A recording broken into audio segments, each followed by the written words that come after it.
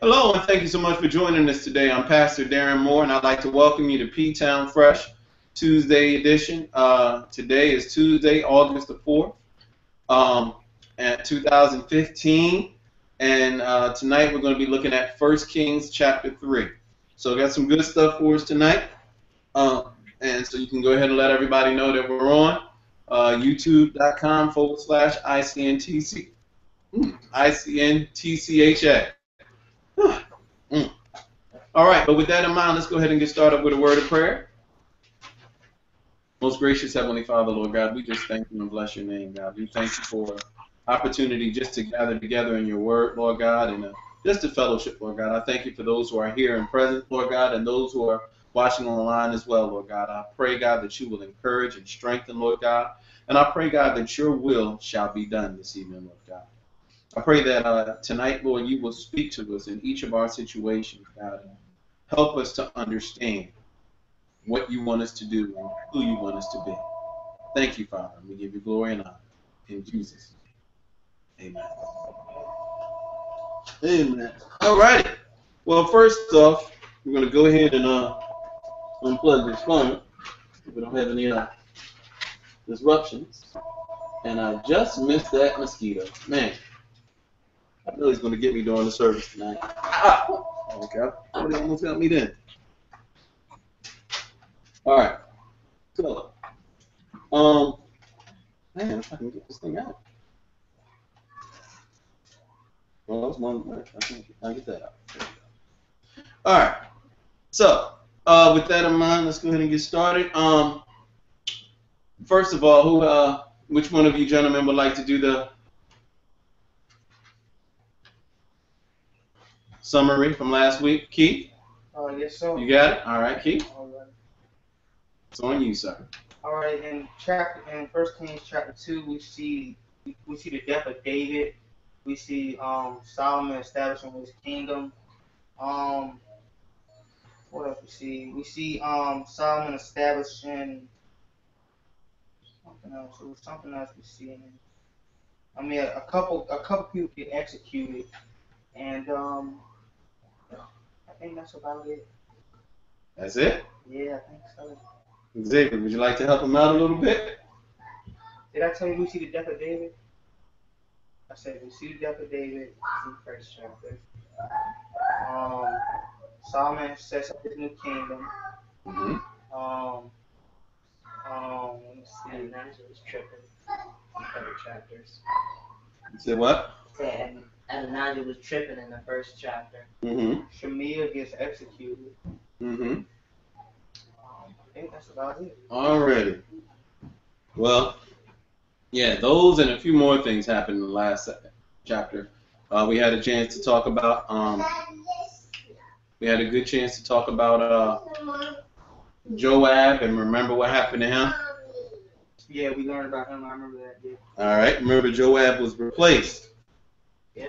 Because Joab, Solomon came on board and he was cleaning house. Remember, it was like the analogy that I gave was like the Godfather. And after the Godfather died, when they went and took out everybody that they needed to take out, that's what Solomon did. He executed the orders. So, and that's where we're going to start on this evening. I have a question to start out with this evening. If you were able, and let's make sure the young ladies are quiet. If you were able and had the opportunity, this is a very good question. If somebody came up to you and said, anything you want, I'll give you. What would you ask for? If you could ask for anything in the world. Can be things that haven't happened yet. Mm-hmm. All right. What would you ask for? Go to the No, I'm sorry.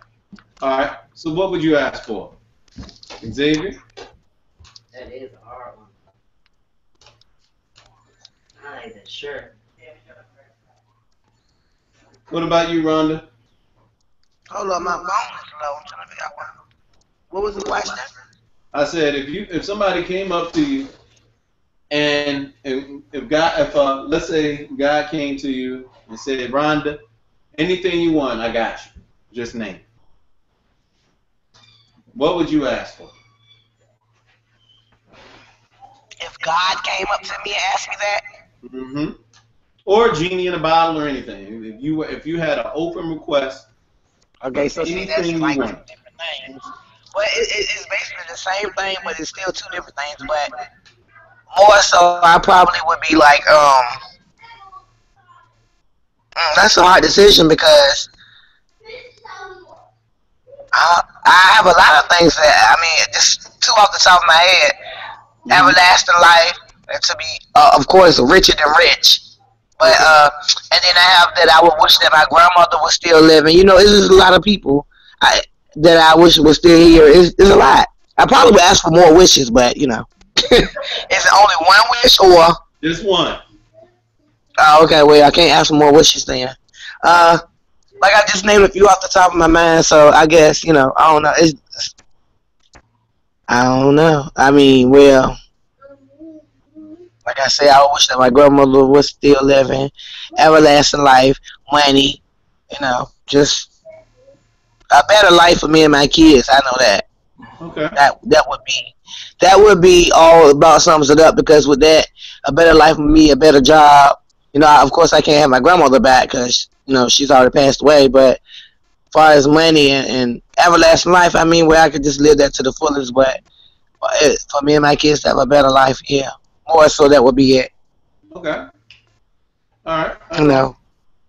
Thank you, Rhonda. What about you, Keith? I would choose me personally. I would choose So can I still speak? Oh yeah, I'm about to switch to you. I'm sorry. Go ahead, Keith. Me personally, I would choose like a cure for all cancer because I know cancer is like really bad. You know, present time, they got so many different ones that we still can't find a cure for them. So I would choose like a cure to all of those. Okay. That's just it. All Then right. if I could get Uh-uh. that Just one. What about you, Xavier? choose world peace. Sorry, that's Oh, that's like a hard one. I might piggyback on Steve saying all cancer and diseases there's cure for. cancer and diseases. Y'all so nice. World peace. Can I be real with you?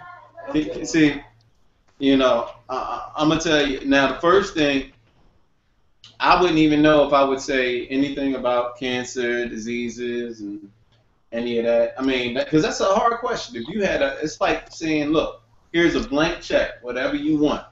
All you got to do is ask for, it. And then right. which which is easier said than done. So, but that's what we want to think about tonight. And so the common person would usually say something like, maybe a lot of money. Because let's face it, if we had more money, it would be easier. But some people say more money, more problems. So, Right. but Yeah, that's true so too. let's see. So it would be some people would say money. Some people might ask for World friendship, peace. world peace. I don't know. It's a lot of things. But Right. that is why we're reading tonight because we're going to talk about that this evening. All right. So with that in Right. mind, let's get ready to go ahead and turn to 1 Kings chapter 3. Let's see if I can find the Bible. All right.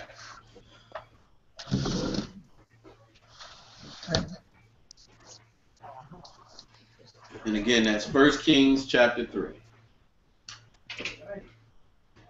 I'm waiting. All right. So who wants to go ahead and take that? All right, Xavier. To what? 1 through 3 for us, please. Alright. Solomon made an alliance with the Pharaoh king of Egypt and married his daughter.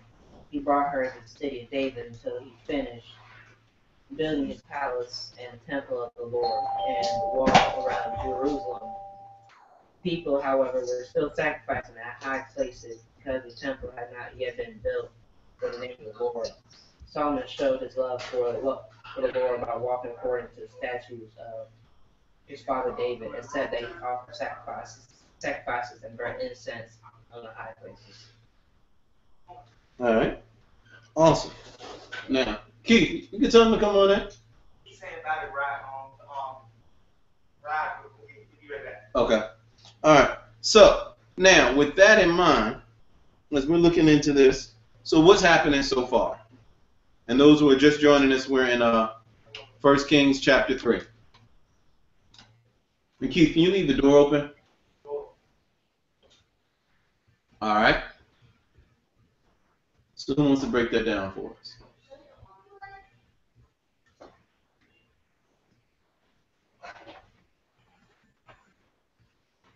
Solomon made an commitment with Pharaoh of Egypt, and then married his daughter. Mm-hmm.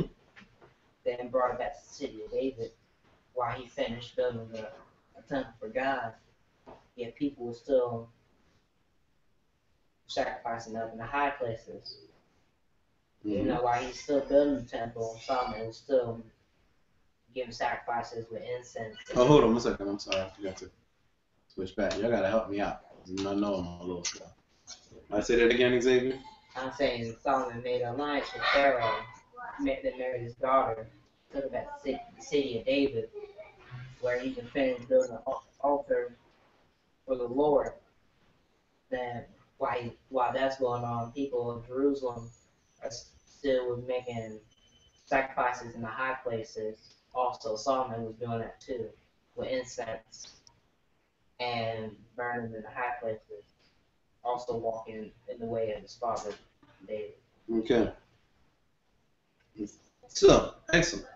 Now, with that in mind, so first off, one of the first things that he did that we're finding out is he made a treaty with Pharaoh, the king of Egypt, and he married Pharaoh's daughter.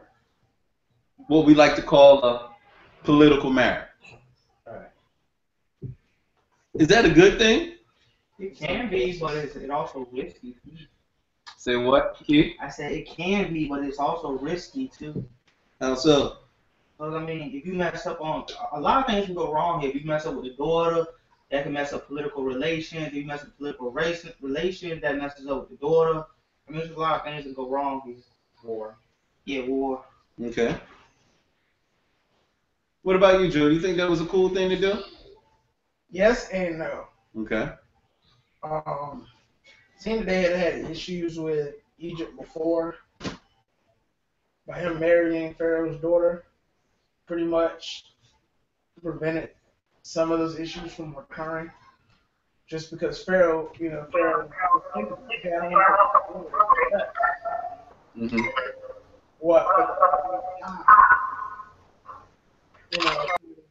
now plays a major part in political action between you and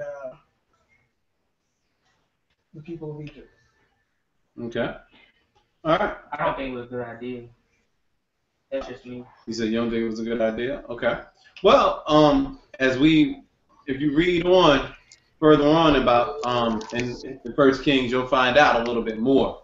Because first of all, what was God's policy on political marriages? Did God endorse and encourage political marriages? I don't think so. The answer is No. no. As a matter of fact, if you really want to be technical, one of the things that God said was for them not to take any foreign wives.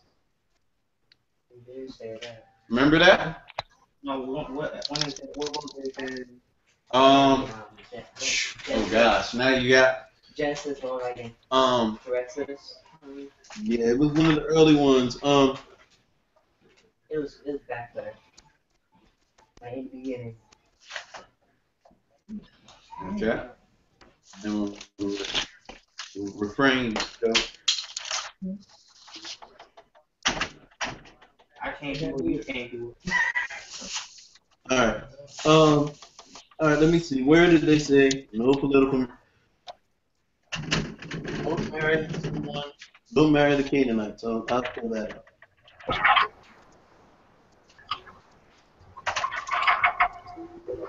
All right. So, and if somebody else can look at that as well. All right. So, as we notice here, so somebody's loud. Who is that? Is that? All right. Yeah, it was. Just let us know when you want to say something, Kiapa. All right. So, even here, we're Genesis 28. All right. Number 1. What do we see here about Canaanites? All right. Genesis 28 and Genesis 24. Let's take a look at that real fast.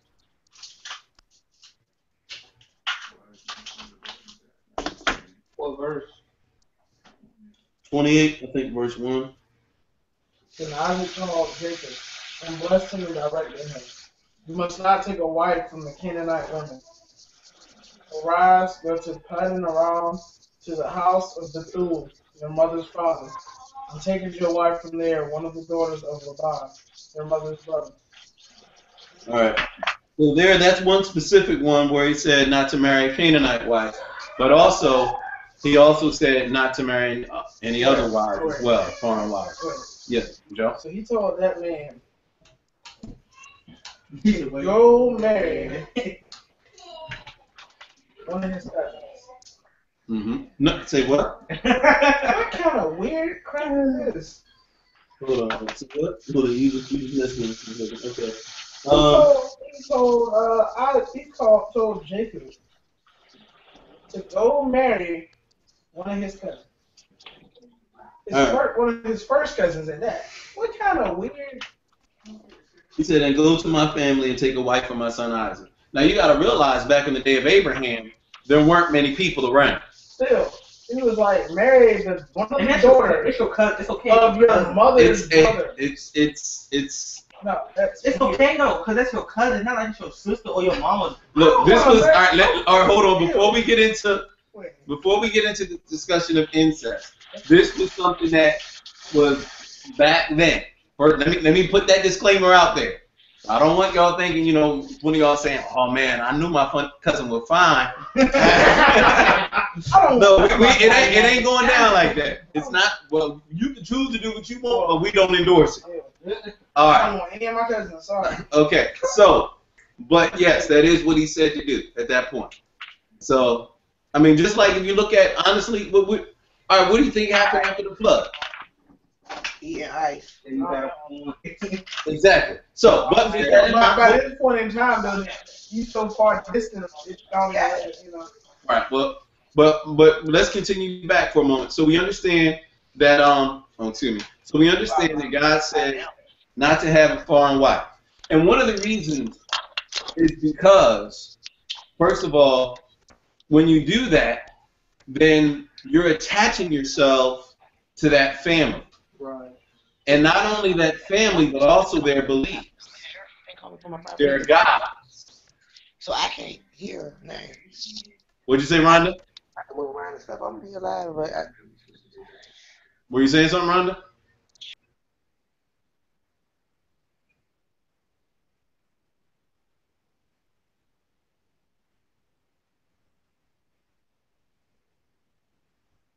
Oh, well, I can hear you now. Loud and clear. Okay. Okay. Well, all right, cool. But yeah, and this is really bad considering since the Egyptians, you know, they have their own god system, so that would kind of mess with Solomon and his whole thing. All right. So good. So we now understand some things. And also, one of the big problems with this is that in assuring this peace treaty with Egypt this way, Solomon's taking it into his own hands as opposed to doing what? Letting God handle it? Letting God do it. Like David did. Remember the way David did? Mm-hmm. He said, look, if it's your will, Lord, then we'll conquer and we'll beat these people. You know, David trusted God to build his kingdom. But Solomon decided to I'm gonna do a lot of it. take matters into his own hands. And if you'll know, when you find out later on, we can fast forward to Solomon's life, and you'll see this wasn't the first time. I mean, this was the first time, but this wasn't the last time. In fact, he did it many times. So that brother had more wives than probably anybody that's been on this earth. So now let's continue back here. So the first thing is we're looking at 1 Kings. We're just in the first verse. So, right. So we understand here about marrying Pharaoh's daughter, having this political marriage. And then look at what happened. The next step. What do you notice here? He brought her to the city of David. He was still building his house. So, and also the wall of the Jerusalem and the temple. Well, pardon me, in the house of the Lord. He hadn't done all of that. But now, something else we see that's very key. People were doing what? Making their own sacrifices. They were making their own sacrifices. Where? The high places, which is a no-no. All right, at the high places. Who can tell me about anything about the high places?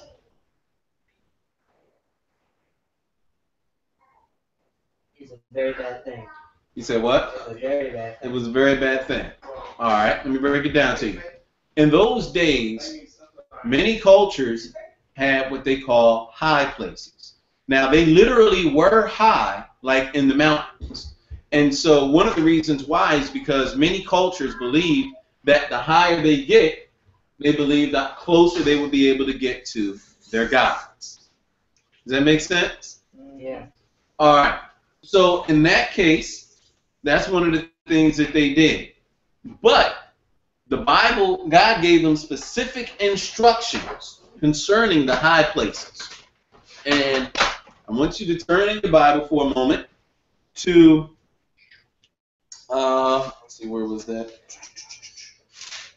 Okay, here we go. To Deuteronomy chapter 12. What? Turn to Deuteronomy chapter 12.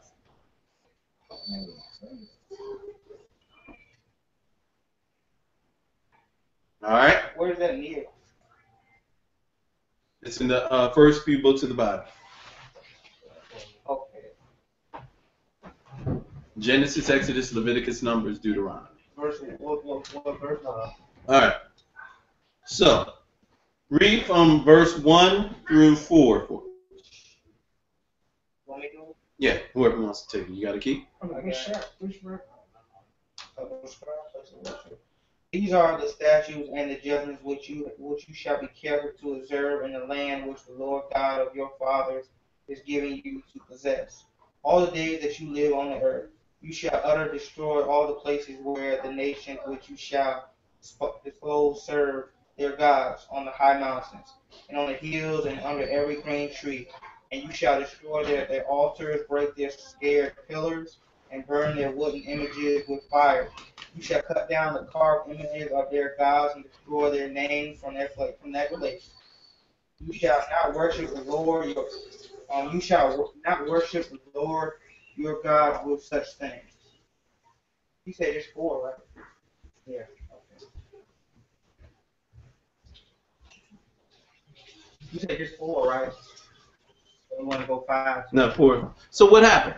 Basically, it sounded like the Lord was telling them that all the I guess you want to say the bad things, you shall destroy them and you only worship the Lord Christ. Basically, that's basically what he's saying. And what specifically is he saying to destroy here? He's saying destroy their altar, destroy their high places. Their high places, yeah, too. All right. So number 2. So it's already almost, and I hate to say, but it's almost like a recipe for disaster to a point. Because we identified 2 things already. Number 1, what was the first one? Should have been a political marriage. Political marriage with the Pharaoh's daughter from Egypt. And number 2 was what? People were going to the high places. All right. That's the guy saying no. people were going to the high places after God said no. All right. Now, but look at this verse. Look at what it says. It says, but because there was no house for God built for the name of the Lord until those days. So was it okay for them to go there and sacrifice? Was that an excuse? No, because he clearly said in Deuteronomy not to do it still. All right. So, and that's they say, hey, they're gonna be like, hey, we want a live back then, so we didn't know. Mm-hmm. Nobody told us. All right. Now, so with that in mind, but we see something here about Solomon, and also we see that he loved the Lord, walking in the statutes of his father David. Except that he sacrificed and burnt incense at the high places. So he was he loved God, and he was walking like his father, except for that little caveat. Except he don't know how to listen. He said what? He doesn't know how to listen. Well, he don't follow direction. All right. So somebody take verse 4 and 5 for us, please. All right. Let's see. We go 4. Now the Lord may fulfill his word which he spoke concerning me, saying, if your sons take heed to their way, to walk before me in truth with all their hearts and all their soul, he said, you shall not lack a man on the throne of Israel.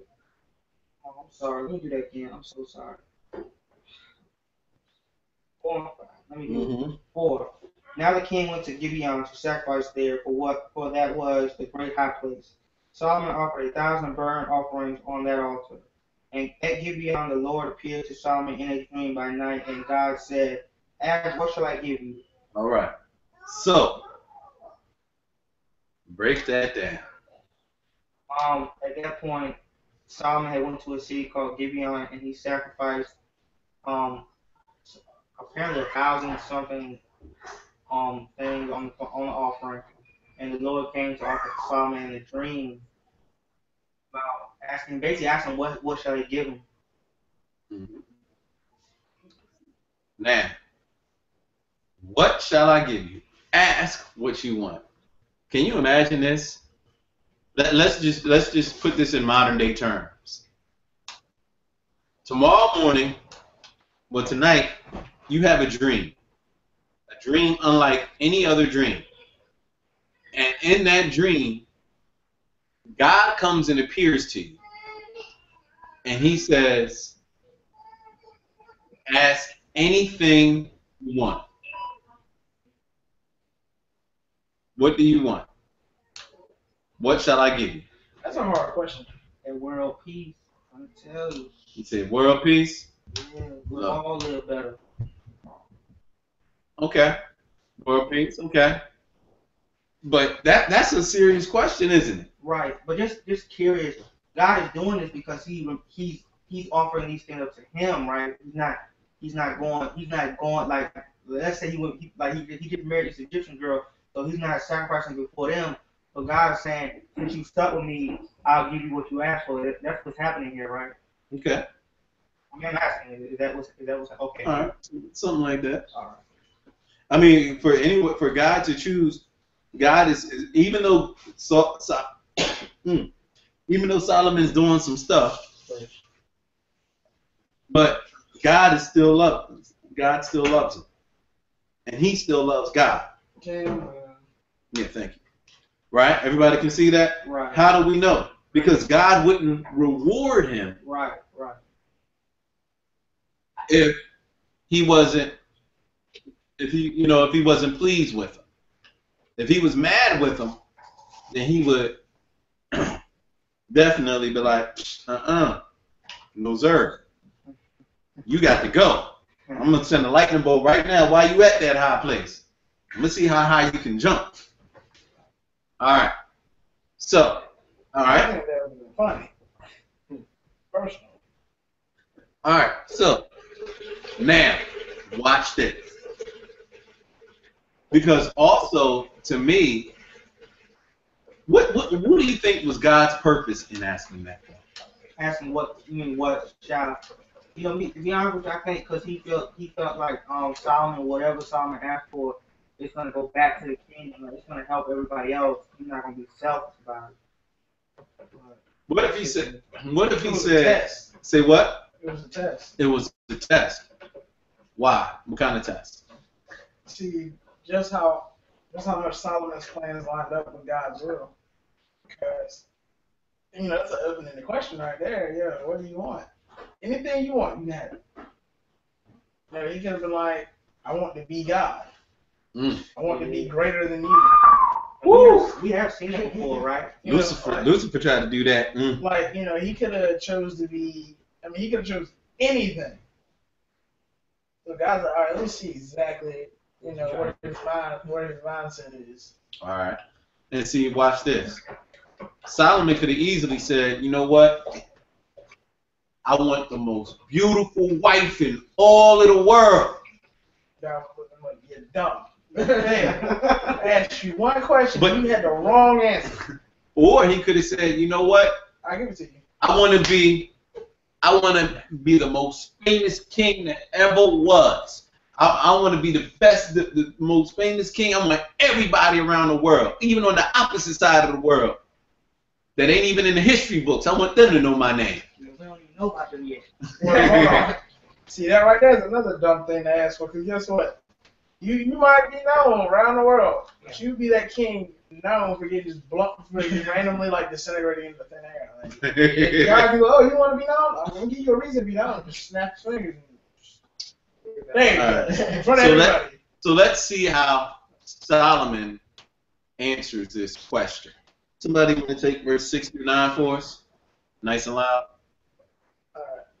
And Solomon said, you have shown great and steadfast love to your servant David, my father, because he walked before you in faithfulness and righteousness and in uprightness of heart toward you. And you have kept for him this great and steadfast love and have given him a son to sit on his throne this day. And now, O Lord my God, you have made your servant king in place of David, my father, although I am but a little child. I do not know how to go out or come in. And your servant is in the midst of your people whom you have chosen, a great people, too many to be numbered or counted for multitude. Give your servant, therefore, an understanding mind to govern your people, that I may discern between good and evil. For who is able to govern this, your great people? 69, right? Mm-hmm. All right. So what does he say? What's his response? Basically, he wants to be wise. Wow.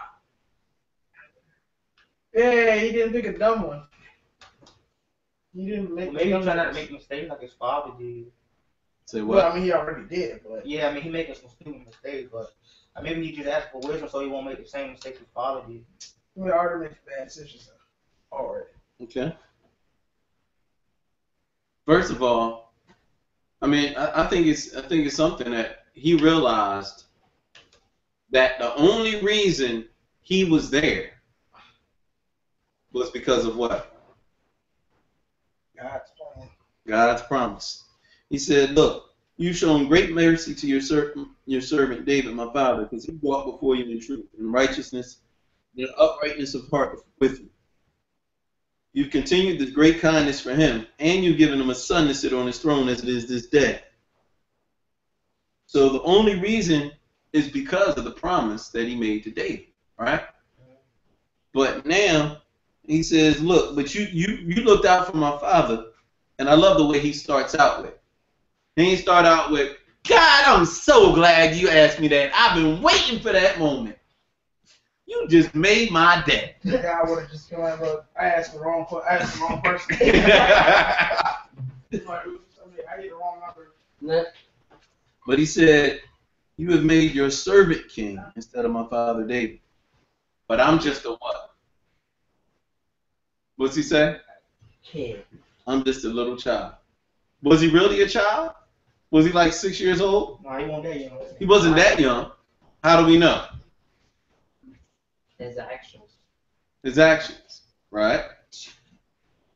What were his actions? What did he do? He just got what? He just became king. He just got married. Oh, yeah. Now, they have had some young kings in the Bible. They had Josiah. Josiah was king when he was 8 years old. So, but as we notice here, yeah, Solomon was very young at this point. All right, but I wouldn't say he was he may have been teenager, early 20s, something like that. All right, now, but notice what he recognizes. What would you say is his attitude here? If you could describe a characteristic of his attitude, what would you say? I mean, he's smart. I put it like this: he's smart at his age. Like you said, he probably in that 20s, maybe early 30s, maybe range. And at that range, you're not thinking about wisdom and all that stuff. You just trying to have some relations, and plus you king at that, so you trying to get rich too. So I mean, yeah. So he being smart about it. He thanking God for his father and all these nice things. So he being smart about it. Like, you gotta give him that. Mm-hmm. Being humble. Yeah, that's it. Exactly. He's being humble. And why do we say that? Look at how he says. He says, look, your servant, he says, you made your servant king instead of my father David. But I'm just a little child. I don't even know how to go out or come in. And your servant is in the midst of your people whom you've chosen. A great people, too numerous to be numbered or counted. It's so many people, I don't even know where to begin. How am I going to do this thing? He said, therefore, give to your servant an understanding heart to judge your people, that I can discern between what? Good and evil. For who is able to judge this great people of yours? What Solomon asked him for is he asked for an understanding heart to judge his people. We do well to mirror that response. An understanding heart. And notice, he didn't even just say, I want to be the smartest person. To have an understanding heart. Why? Because he knew that the heart, the Bible says that, does it say that, what is it? It's a candle of a man. Is it the heart that is the candle of a man? No, it's the spirit of a man is the candle of a man. What is it? Spirit of a man is the candle of the Lord. Right. There you go. But when the heart speaks to the true character of that man. And so it's the character, it's who you are when no one else is looking. It's beyond the fame, beyond the glory. That's who it is. So look at this. He says, look, I want to just have an understanding heart. I want my heart to be right.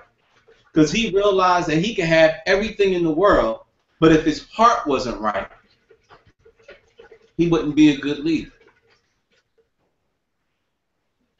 So we need to make sure that we what? Get our hearts right. I've been looking recently in 1 Thessalonians.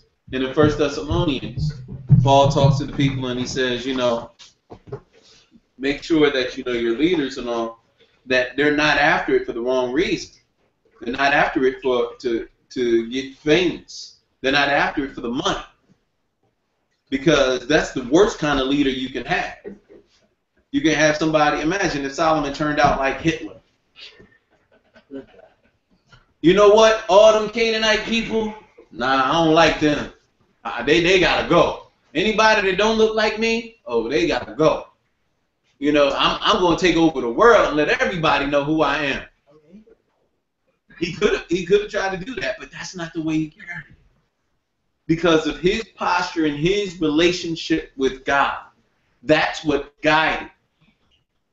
You understand what I'm saying? This wasn't something brand new. For God to come to him, he already had a relationship with him. All right. So let's see God's response.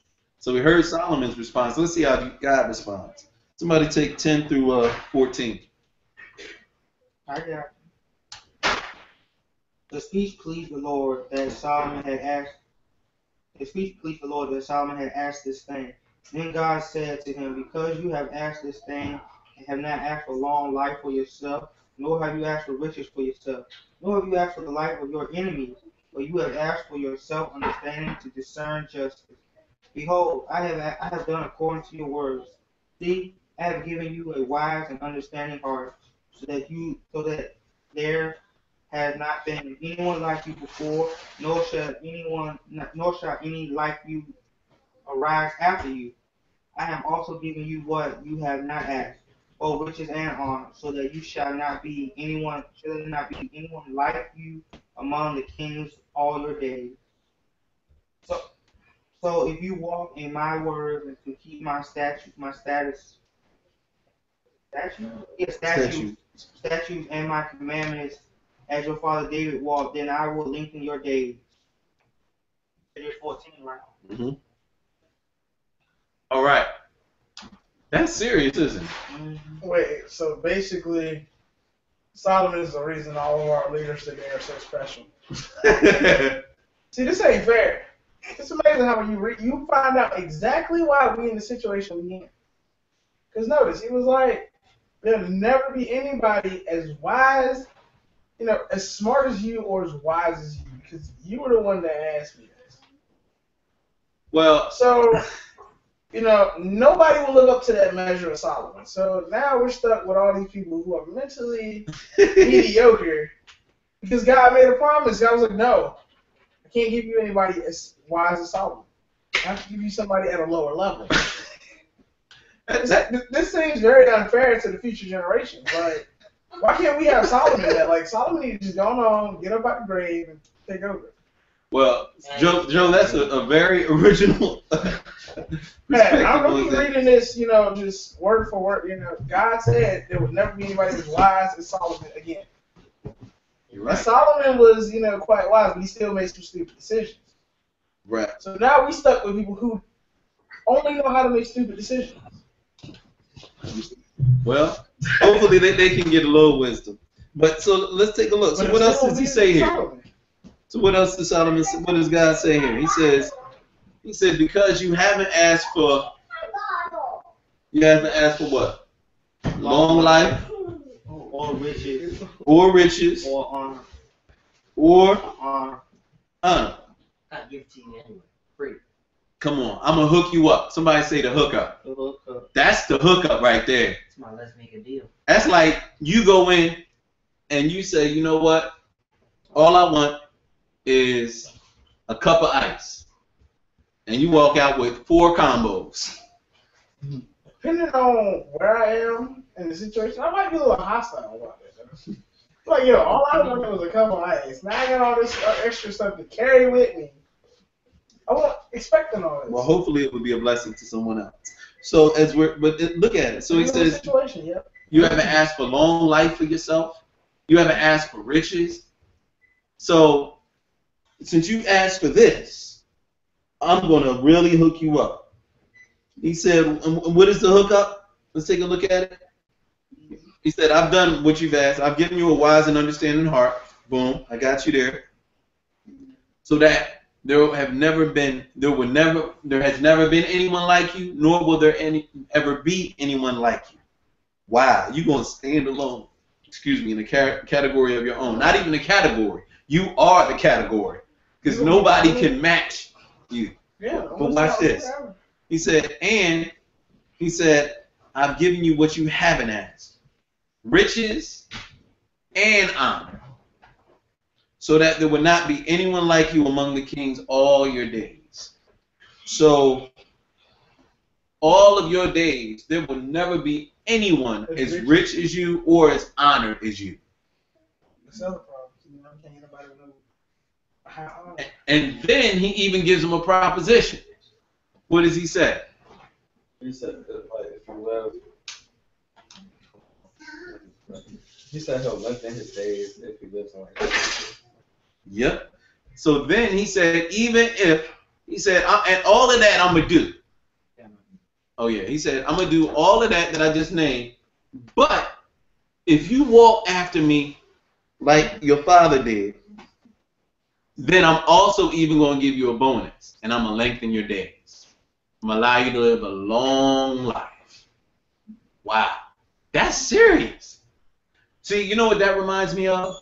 That reminds me of the passage in the Bible Jesus is talking in Matthew chapter 6, verse 33. And what does it say? Anyone know what that verse says? Seek ye first what? The kingdom of God and all his righteousness. And what? All these things shall be come to you.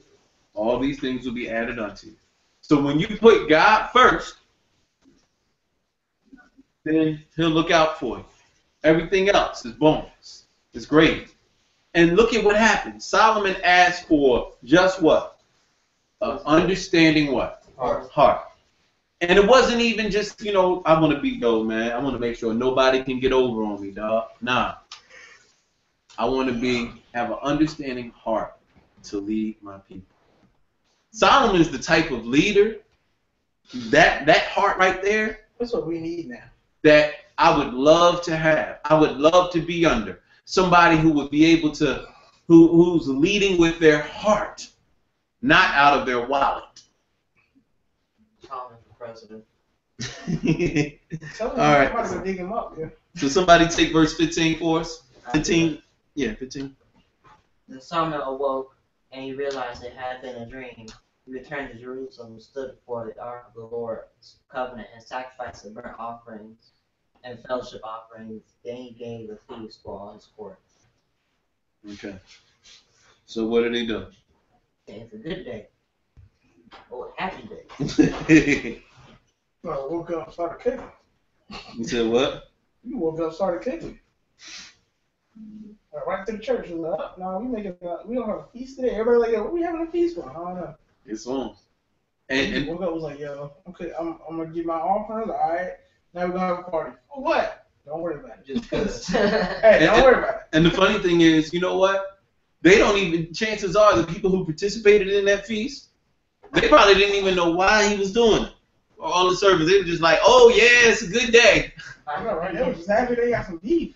Yo, what happened to Solomon, man? Yo, he having a good. Yo, I don't know. Don't act. Don't ask no help. Just yeah. Sit there, eat that burger, and chill out. All right. So now, let's get down into it. Somebody take verse. Who wants to take verse 16 through 21? I got you. All right. Now 2 women who were Harriers came to the king. Harlots and came to the king and stood before him. And one woman said, "Oh my lord, this woman and I dwell in the same house. And I gave birth while he was in the house." Then it happened, the 3rd day after had given birth, that this woman also gave birth, and there we were together. No one was with us in the house except the 2 of us in the house. And this woman's son died in the night because she lay on him. So she arose in the middle of the night and took my son from my side while your maidservant slept. And I laid in her bosom, and she laid her dead child in my bosom. When I rose in the morning to nurse my son, there he was dead. But when I examined him in the morning, indeed, he was not my son whom I had born. All right, so stop right there. So, somebody want to break that down. What just happened? A drummer mom. So the drummer. See, I've heard this story so many times before, but I did not know they were prostitutes. I did not know, Not a story really, it just seems like. Now I see why the story has to deal with Solomon. Listen, because, had it just been 2 random women, it was just like, okay. It don't seem to carry as much weight. Mm. But, now, God gave him the situation to show him that dream actually came true. Mm-hmm. All right, that's what I think happened. Well, hold on first, but before we get to that part, what's happening right here? What explain this scenario? These 2 women come running up to the king and you're like, we live together, but I gave birth. 3 days later, she gave birth. She laid on her baby and killed it, but she switched it with mine. This sounds like some old Maury stuff. I know, right? That's not more. That's Jerry Springer, Right. right? Jerry Springer. Oh yeah, Maury actually has some semi-dignified people. All right. So, and here you go. How would you handle this situation? This is your first leadership test. So I'm gonna sit in a corner and think about it. Like, That's a hard thing. Go get out of my face and go sit in the corner and think about it. you got somebody coming to you, and you know they won't just, they won't all nice. I could just see the scene right now. It's Because they probably ready to go at it.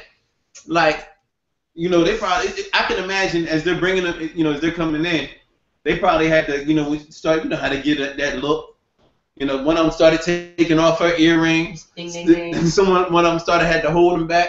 Did this woman try to take my, the baby? this woman. No, it wouldn't have been this. Look, we had 2 kids. It's I had a baby. 3 days later, she had a baby. She fell asleep on her baby. Next thing I know, I wake up, my baby going, I got a dead baby. What in the world?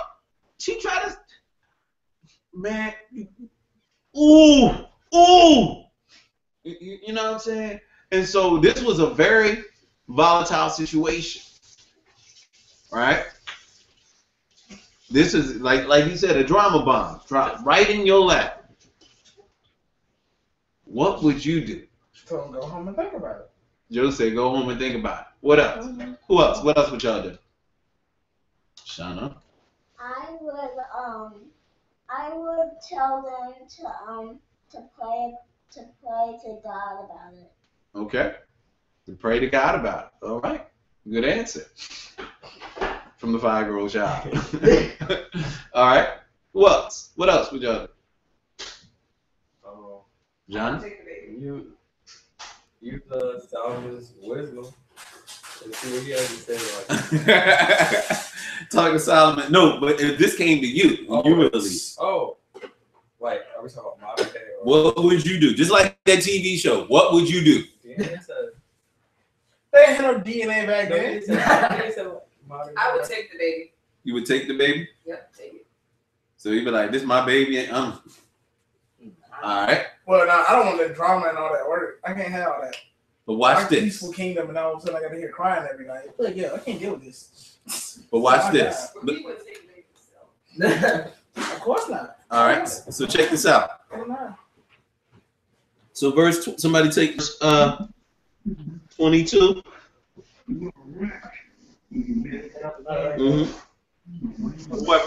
But the other woman said, no, the living child is mine, and the dead child is yours. The first said, no, the dead child is yours, and the living child is mine. Let's take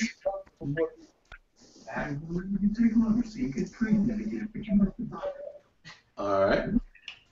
So what happened? These 2 women still arguing. Yeah, they're just going back and forth. And Solomon got some patience.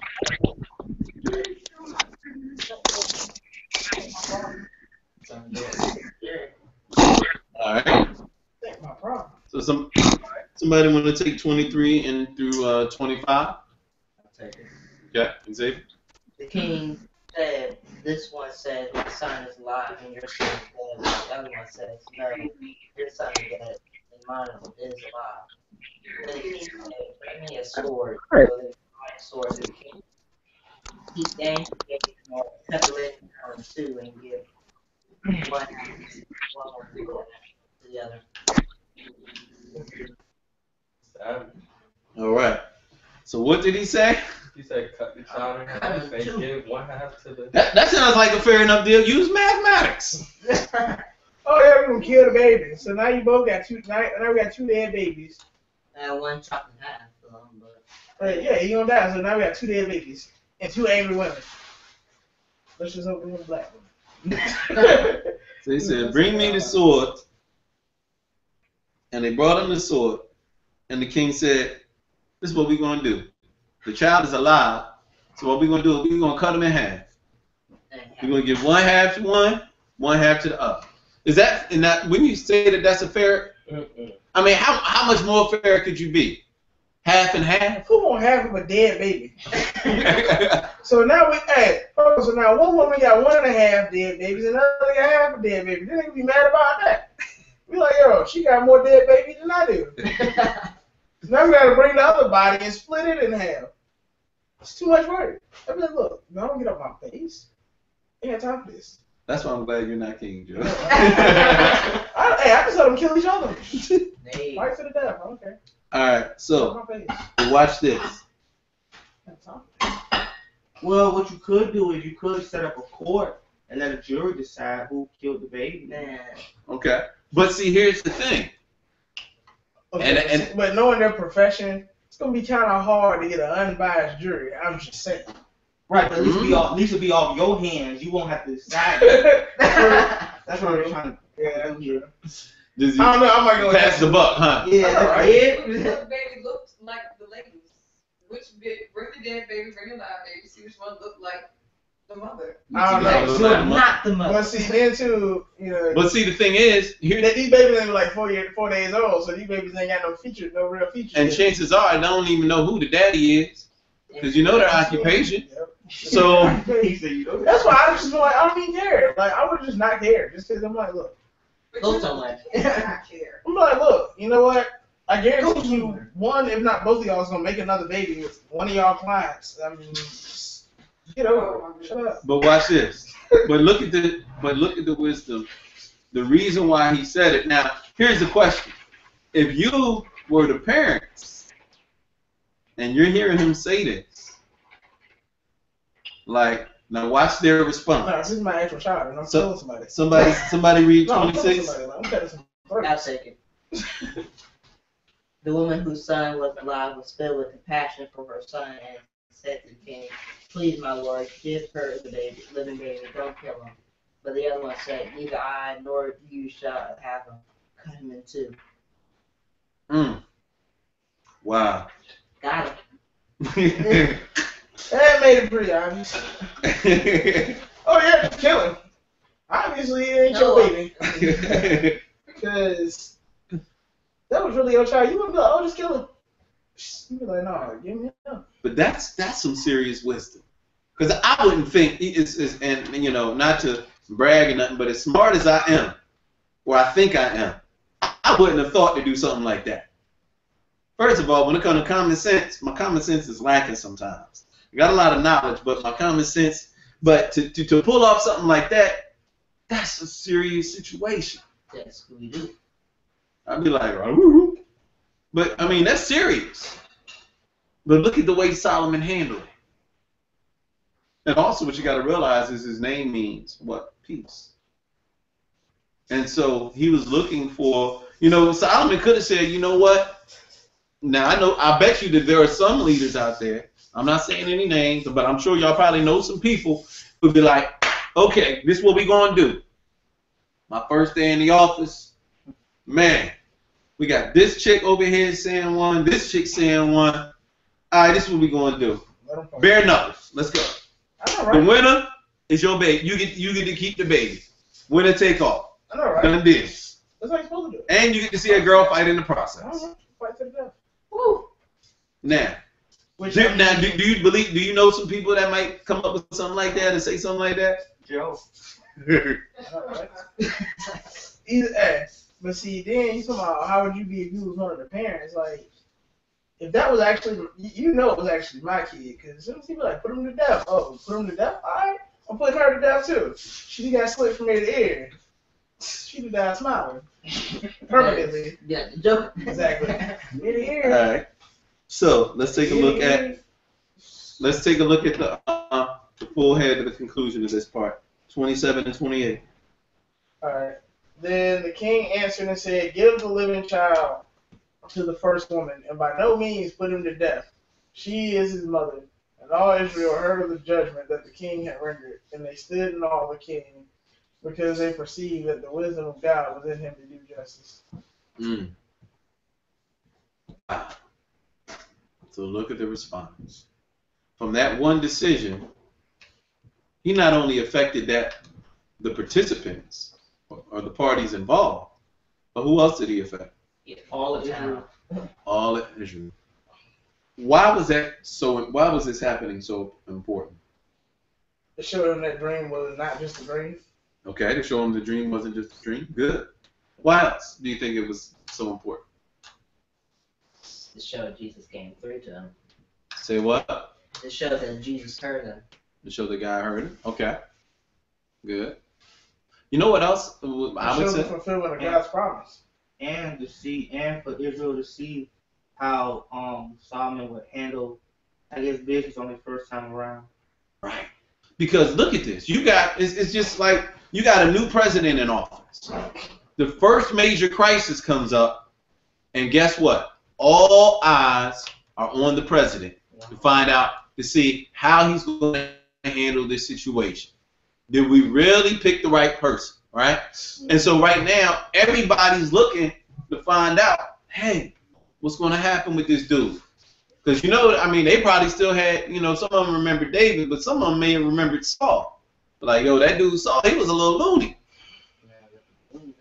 But here you have an opportunity for Solomon to prove himself.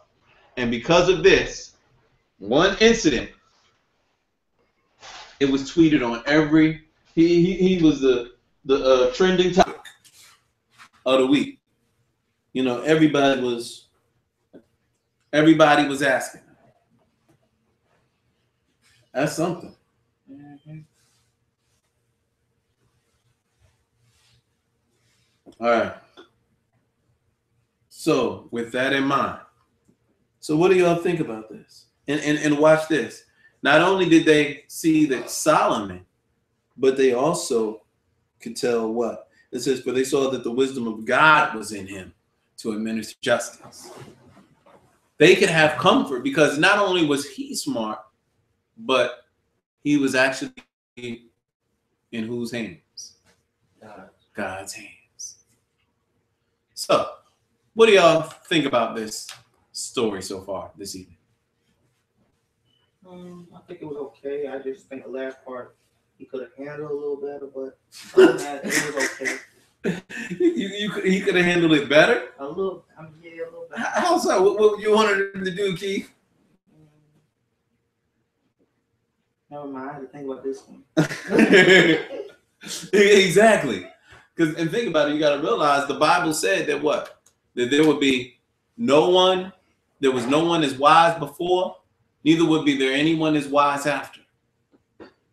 So I'd be liking to think that even Einstein couldn't have came up with something like that. He was empty swear.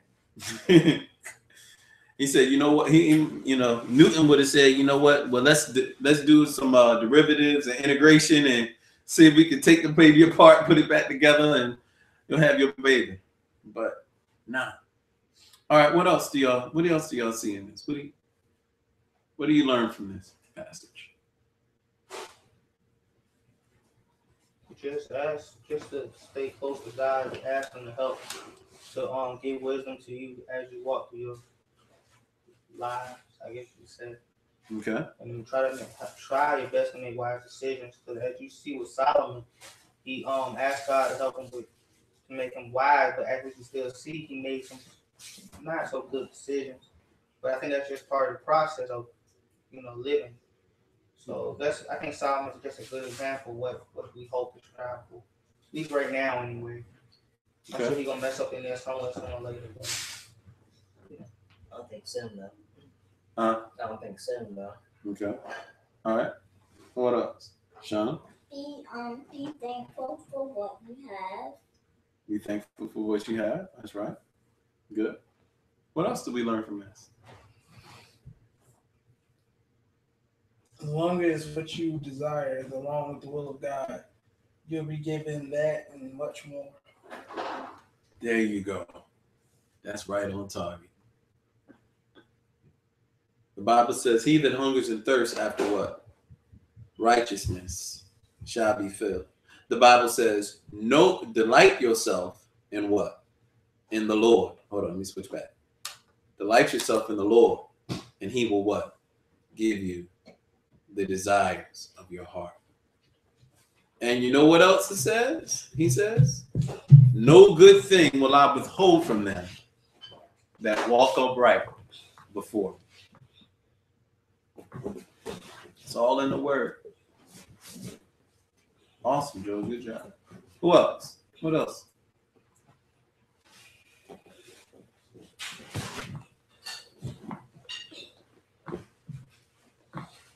I think we all right on target there. I think we good.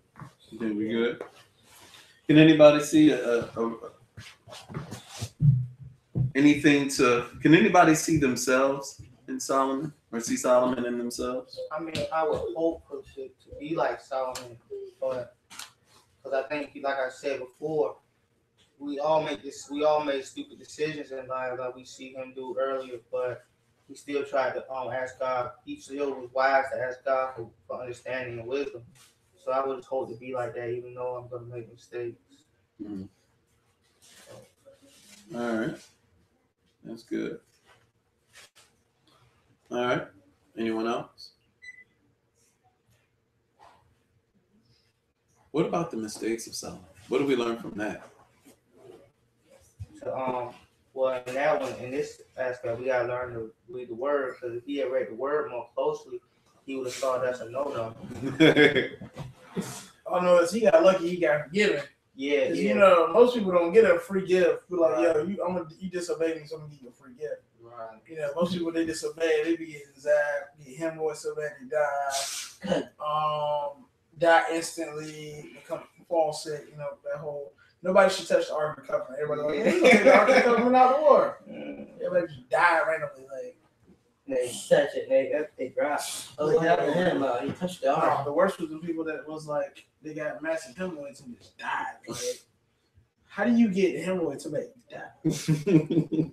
Only God does something like that. You made a man. You know, but you see, like nobody in history had like disobeyed God deliberately and got a free gift. So he got lucky, and he got, you know, that's just God showing that he favors him, that he really does have love and favor for him. But how do you see what I see here? What do you see in the character of God in this? Well, God was very forgiving, because again, God is a. Hold on a second. I was going to say, what do you see in the character of God in the story and throughout this story? Not just at one point, but how do you see God's character and heart revealed?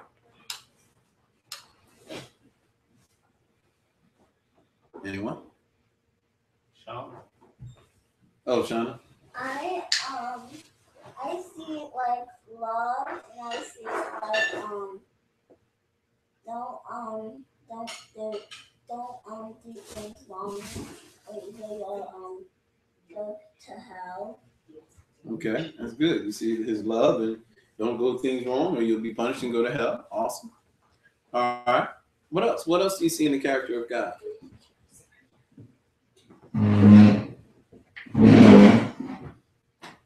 But he always fulfills his promises. Even when he's mad at you, he still, you know, yeah, he got mad. God was like, you know what?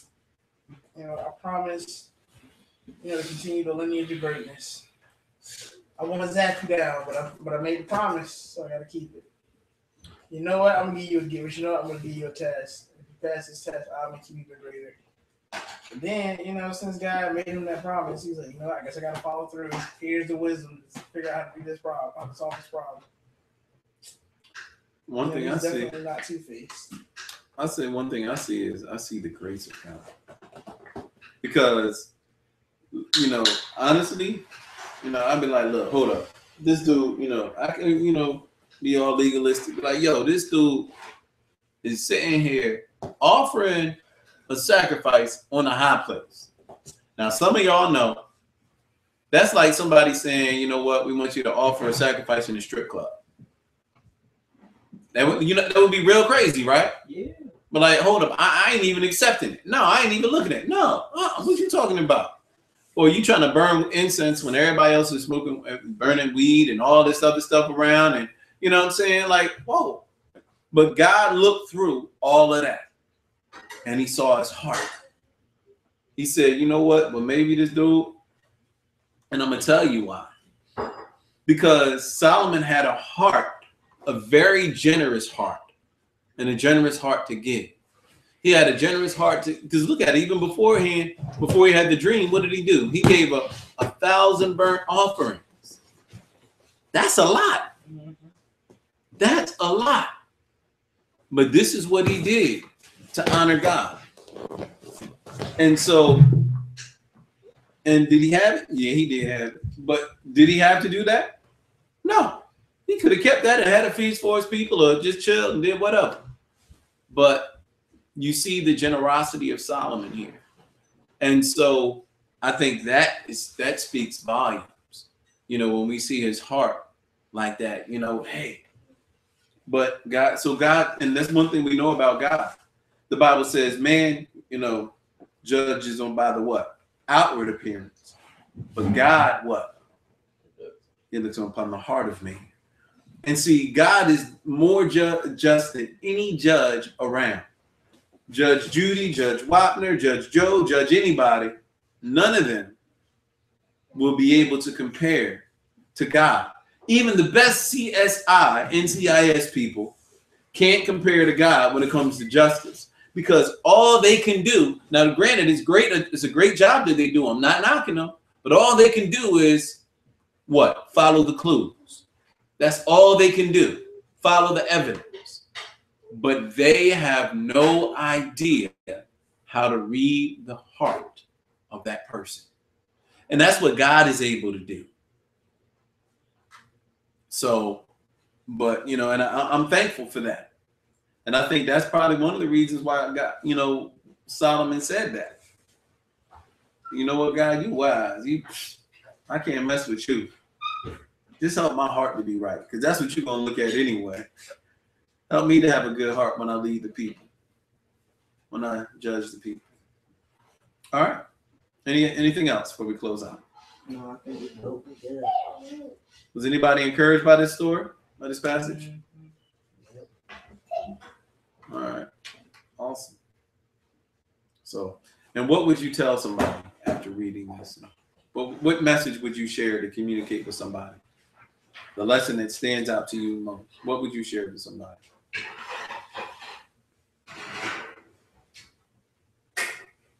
No, really, you should put God before anything. Like, just if you follow through with Him, then everything else should come through its way, like, the right way. Mm-hmm. That's good. What else? Maybe anyone else? What else would you share with people? Sean? Oh, Sean? I would say to don't be a sinner because Christ died for us, and I would tell them all about the Bible. Amen. Awesome. All right. Well, spoken, put precisely, and I couldn't put it any more eloquently by a little child. So, with that in mind, who's interested to find out what happens next? Anybody looking forward to see what happens next? Well, here's the thing. You don't. Well, we'll wait until the week after next to reconvene in the study, but that doesn't mean you have to. So, you know, you can. There's no crime in reading ahead. So, matter of fact, if you want to read through this passage and go reread it again and read the next part and the next chapter and the next chapter after that, that's fine. I encourage it. You can add even more to the discussion. I'm sure you'll probably be able to share and enlighten us on some things as well. So, but with that in mind, I have definitely enjoyed this evening, learned a lot. And man, those are some big shoes to fill. Mm-hmm. And you know, if y'all want to see how wise this brother is, take a look in the book of Proverbs and take a look at so many of the Proverbs that he wrote. Now, he didn't write all of them, but look, he wrote many Proverbs. So, but with that in mind, let's go ahead and get set with her to pray out. Most gracious Heavenly Father, Lord God, we just thank you for this time of fellowship. We thank you for your word today. We thank you for the opportunity to study and see, Lord God, Solomon. We thank you, God, for seeing ourselves in him.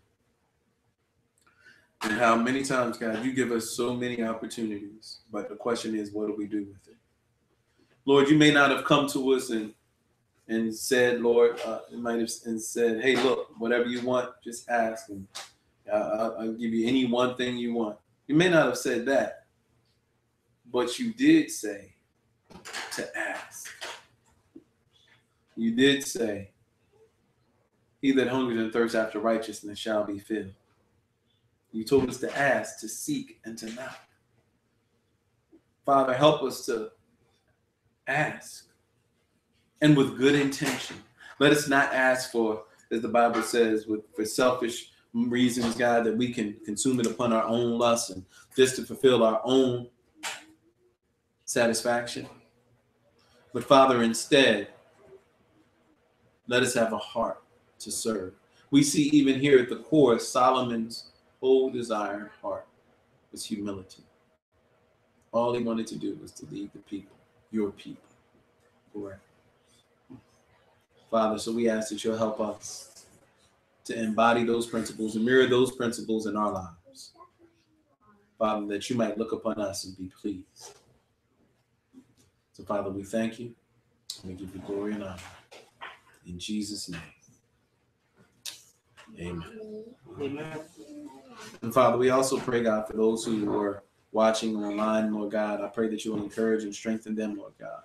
Wherever they are, Lord God, I pray for Kiafa, I pray for Rhonda, Lord God. It was so good to see her tonight, Lord God, online. And we just pray, God, that you will encourage as only you can, God, inspire hope, Lord God, and even bring chastisement where necessary to bring us in line with your will. Thank you, Father. In Jesus' name, amen. All right, well, I've enjoyed this evening. This has been awesome tonight. Learned a lot. And, just give us a shout out. Let us know what you think. And please share what you learned with somebody. Okay, also, if you have any questions or whatever, hey, hit us up. Let us know. All right? We love y'all. Be blessed. From the PTownFresh family. Y'all quiet. Y'all give a shout out before y'all go? Bye, people. Shout out before it's good. Wow. That's the most saddest shout out ever. Man. All right. Love y'all. Let me switch back. Let's give y'all some energy. All right. Love y'all. Y'all be blessed. All right. Peace. All right, over.